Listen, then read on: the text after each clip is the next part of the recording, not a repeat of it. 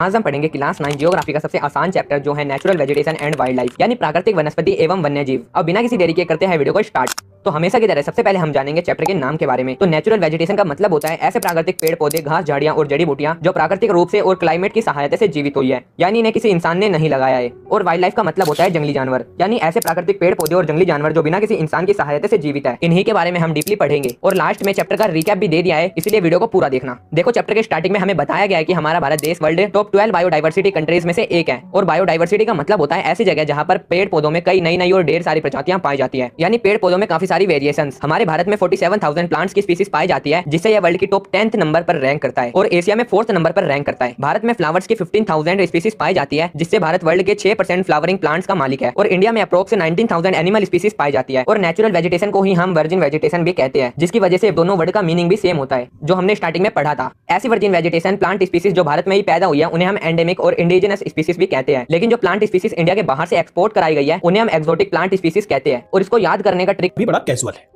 Trick है घर वाली और बाहर वाली। घर वाली यानी जो इंडिया से बिलोंग करती है वो है इंडिजिनस, और बाहर वाली में बाहर मतलब एग्जिट, जिससे बन जाएगा एक्सोटिक। बाकी आप प्लांट और स्पीसीज दोनों वर्ड को लगा सकते हैं। अब हमें दो शब्द दिए गए हैं, फ्लोरा एंड फोना। तो फ्लोरा डिनोट करता है नेचुरल वेजिटेशन किंगडम को और फोना डिनोट करता है वाइल्ड लाइफ किंगडम को। जैसा कि हमने चैप्टर की स्टार्टिंग में देखा था कि इंडिया के अंदर प्लांट की स्पीसीज, फ्लावर की स्पीसीज और एनिमल की स्पीसीज पाई जाती है, तो भारत में इतनी डाइवर्सिटी क्यों है? तो इसके मेनली दो मेजर फैक्टर्स है, जो है रिलीफ एंड क्लाइमेट। लेकिन दोस्तों ये आपके सिलेबस से डिलीट है, इसलिए आप सिर्फ इन मेजर फैक्टर्स को ही याद रखना। अब हम चैप्टर के इंपॉर्टेंट टॉपिक को पढ़ेंगे। Type of vegetation. वेजिटेशन के 5 टाइप्स होते हैं: tropical evergreen forest, tropical deciduous forest, tropical thorn forest and scrubs, mountain forest and mangrove forest.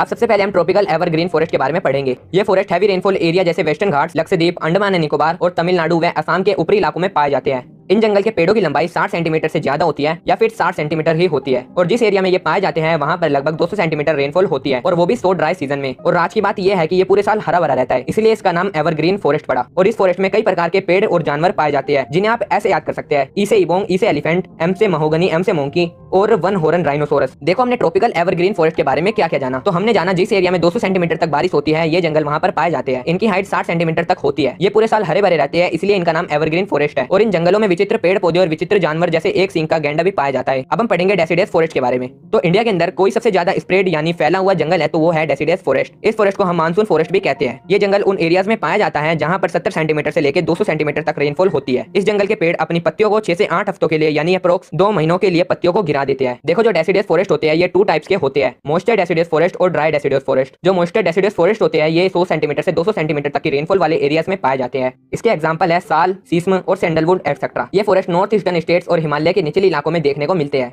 अब हम जानेंगे ड्राई डेसिडियस फॉरेस्ट के बारे में। तो ये फॉरेस्ट 70 से 100 सेंटीमीटर तक की रेनफॉल वाले इलाके में पाए जाते हैं। ये जंगल हमें peninsular plateau, the plains of Bihar और यूपी में देखने को मिलते हैं। इसके एग्जांपल है पीपल एंड नीम एटसेट्रा। अब हम देखेंगे कि हमने ट्रॉपिकल डेसिडियस फॉरेस्ट के बारे में क्या क्या पढ़ा।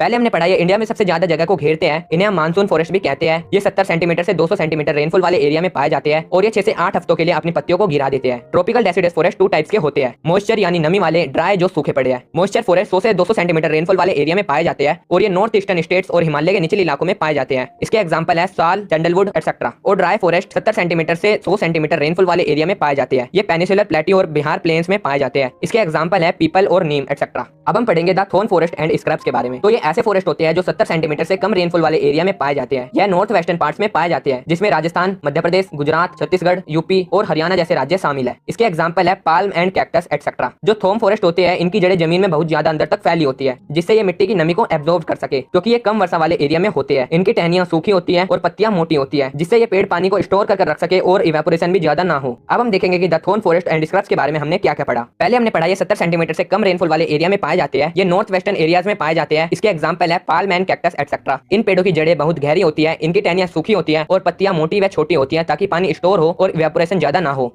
अब हम पढ़ेंगे माउंटेन फॉरेस्ट के बारे में। तो माउंटेन फॉरेस्ट मतलब पहाड़ों का जंगल, यानी इनका हाइट से रिलेशन होगा, तो हाइट के बेसिस पर ही इन्हें समझेंगे। देखो जो माउंटेन फॉरेस्ट होते हैं इन्हें इनकी हाइट के बेसिस पर 3 पार्ट्स में डिवाइड करा गया है। सबसे पहले हम फर्स्ट पार्ट की बात करेंगे। तो फर्स्ट टाइप को wet temperature type of forest मतलब आर्द्र शीतोष्ण कटिबंधीय वन कहते हैं। जिन माउंटेन की हाइट 1000 से 2000 मीटर तक होती है उन माउंटेन्स पर ये फॉरेस्ट पाए जाते हैं। इसके एग्जांपल है ओक्स एंड चेस्टनट्स एटसेट्रा। जो 1500 से 3000 मीटर की हाइट के माउंटेन्स पर फॉरेस्ट पाए जाते हैं उन्हें कोनिफेरस फॉरेस्ट यानी शंकुधारी वन कहते हैं। इनमें काफी न्यू टाइप्स के पेड़ पाए जाते हैं, जैसे पाइन, देवदार एटसेट्रा। यह फॉरेस्ट हिमालय के साउदर्न स्लोप यानी दक्षिणी ढलान के एरिया को कवर करते हैं। यह है हमारा सेकंड टाइप। और जो 3000 मीटर से अपर एरिया होता है उन्हें अल्पाइन वेजिटेशन यानी अल्पाइन वनस्पति का भाग कहते हैं। ये थे हमारे माउंटेन फॉरेस्ट के टाइप। अब इन फॉरेस्ट में कुछ कॉमन एनिमल्स भी रहते हैं जैसे yak, sheep, deer, jack rabbit, snow leopard, bear and rare red panda et cetera. अब हम देखेंगे कि माउंटेन फॉरेस्ट के बारे में हमने क्या क्या पढ़ा। पहले हमने पढ़ा कि माउंटेन फॉरेस्ट को माउंटेन की हाइट के हिसाब से बांटा गया है जो 3 टाइप्स में डिवाइड है। फर्स्ट टाइप है 1000 से 2000 हाइट के बीच फॉरेस्ट आते हैं, उन्हें wet temperature type of forest कहते हैं। जो 1500 से 3000 मीटर हाइट के बीच फॉरेस्ट आते हैं उन्हें कोनीफेरस फॉरेस्ट कहते हैं। और जो 3000 मीटर से अपर हाइट के फॉरेस्ट आते हैं उन्हें अल्पाइन फॉरेस्ट कहते हैं। ये थे हमारे 3 टाइप। और माउंटेन फॉरेस्ट में कुछ कॉमन एनिमल्स स्टे करते हैं जिनमें से एक रेयर रेड पांडा भी है।